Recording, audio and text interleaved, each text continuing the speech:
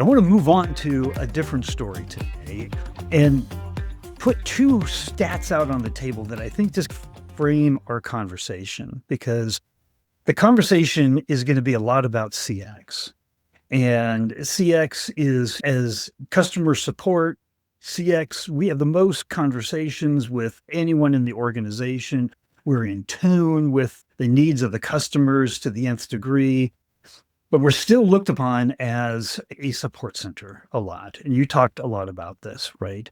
Where we don't necessarily always have that seat at the table. But this, to me, grounds the importance of it. There was a study that came out just over a year ago, and it said that there are $3.7 trillion in play today because of poor customer support. Now, it says two things, right? And I want to hear what you're going to say here, because it says, one, I better not have my dollars in play, right? I need to have CX all about practical retention of business. But boy, what a great opportunity on the table to have really great customer service and conquest new business, right? A new business driver. For sure. That 3.7 trillion against a $10 trillion market, depending on how you measure it, but many of the larger consulting firms will use 10 trillion as what's at stake in CX, customer experience globally.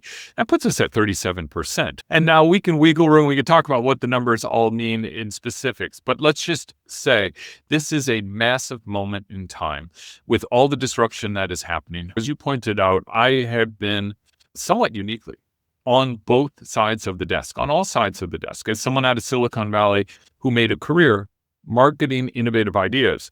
What would always happen is that we had to put a premium on then getting the customer to understand those ideas and to use the products or the services in the best way possible. Think about the Netflix concept 25 years ago. Right. How the hell did you convince somebody to get a DVD in the mail that didn't break? It worked. They could send it back. There were no late fees. And then how the heck did you convert that over into a digital delivery inside your entertainment room when at the time you were still getting botchy YouTube videos because the pipes, the infrastructure is not built out as much? That is just one example of what all of us in Silicon Valley do. We put new ideas into the world. They're innovative. They change the way people think. Then they change the way people behave. Then they change the expectations of what's going to happen next. So right now, there's so many different places that we can go on this concept of 3 trillion. But what it means is with all the disruptions that are taking place, there is a lot up for grabs. Companies are going to have the opportunity to take advantage of this. They're going to be able to seize the day, so to speak, by putting in the investment in the right place.